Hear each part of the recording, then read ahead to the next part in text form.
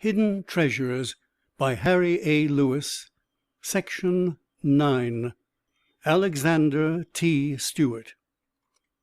The dry goods prince of the world, a marble palace for a store, which is entered daily by an average of 25,000 people who buy $75,000 worth of merchandise. A business with daily import duties to the government of $25,000 in gold. When we look at all this, and then remember that he was proprietor not only of the Palace Store of America, but had branches in Philadelphia, Boston, Lyons, Paris, Belfast, Glasgow, Berlin, Bradford, Manchester, Nottingham, and other cities throughout the world. When we behold this great success, and then think how he landed in this country, a poor Irish lad of 16, friendless, homeless, and almost penniless, alone in a strange land, we involuntarily exclaim, how was such a change in his position brought about? Why did he succeed, while others all about him, who were far better situated, failed? Let us follow him. He was born in Belfast, Ireland, October 21st, 1802, and in 1818 came to America. He was a mere lad of 16. The first work that he obtained was as assistant in a college, and here he worked hard, saved his money, and at last was able to open a small store in the city where he sold dry goods. When he became 21, he was called to his native country to claim a small legacy left him by a relative who had died. He had made a study of his business, hence invested the entire sum in Irish products, and returning to America, rented another store on Broadway, and thus began that great importing business. At this time he was his own buyer, salesman, bookkeeper, and errand boy. There is the secret of the success of 9/10 of our great men. They began at the bottom, never hiring help for the mere appearance or convenience of their assistance. They never hired done what they themselves could do. And then there is another thing to remember. Beginning thus at the bottom, they of necessity became thoroughly familiar with the details of their business, hence were never obliged to leave anything to the confidential clerk who has ruined so many businessmen. Stewart soon felt the need of more room, and was compelled to seek more commodious quarters. After making another move to a larger storeroom, he made his first purchase of real estate, which was his downtown store. After this, his uptown store was built. He was a splendid salesman, a perfect gentleman toward customers, and people preferred trading with him rather than any clerk in his employ. His tastes were very simple, and he was always plainly dressed. It has been stated that Mr. Stewart never posed for a photograph, which is a significant fact of itself. His motto was, never spend a dollar unless there is a prospect of legitimate gain. He arose early in the morning, went to his uptown store, and thoroughly inspected everything, then to his downtown store, where he attended to his business at that end of the line. At the breaking out of the Civil War, he aided the Union cause very much.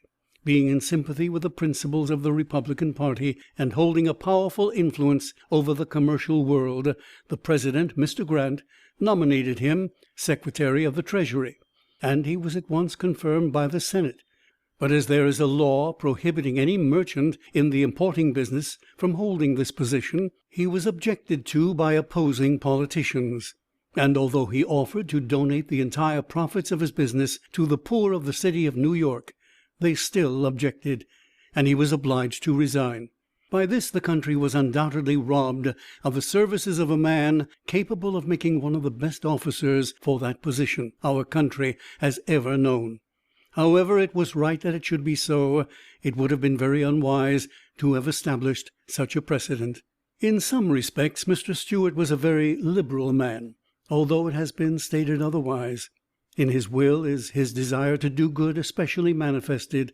Arrangements were made for the building of a church and parsonage, and a school for the benefit of poor boys who desired to fit themselves for a professional life. Some people may be fortunate in one instance in their life. We do not wholly disregard the idea of circumstances, but we do claim and try to prove that it is not the one instance in the life after all.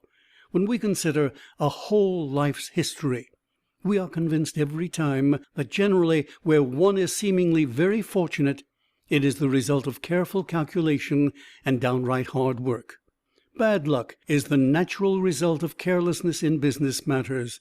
Had A.T. Stewart waited for a lucky chance to come to him, he might, probably, never would have realized that splendid success that did attend his efforts. Here he came to this country at the age of 16. He did not wait for his grandfather to die and leave him that legacy, but went right at some work. It may be possible that the grandfather gave him that money because he felt that young Stewart would make good use of it. Certain it is he did not wait, but went right to work, saved his money, and was well prepared to use the legacy skillfully when he did receive it. However, if Stewart had never had that money given him, he would have succeeded. His whole life was a series of maturing plans, which had been carefully laid and then pushed to completion. A man must have ability to plan well, and the courage and backbone to push those plans to success. A.T. Stewart possessed these qualities to a marked degree. He began as his moderate circumstances would warrant, and best of all, he never allowed his energies to slacken. He never became a lazy businessman. He never allowed himself to rest content with the laurels already his. He was a man of enterprise. While competitors followed the footsteps of their fathers, A.T. Stewart was progressing. He was original in nearly every undertaking. On the 10th day of April, 1876, this great magnate died. His business was carried on for a time by others, but the mainspring was gone, and in 1882 the great clock stopped. Here is an instance that should convince us of the result of courage, energy, and self-reliance. A.T. Stewart began without a dollar and succeeded, while they who had the benefit of his experience, the use of his vast wealth, and a marble palace could not succeed. The history of the stealing of Mr. Stewart's body is well known, and as the papers have succeeded so well in keeping the subject before the people, we will not speak further of that here, our object being rather to instruct than to narrate sensational episodes. End of section 9. Alexander T. Stewart.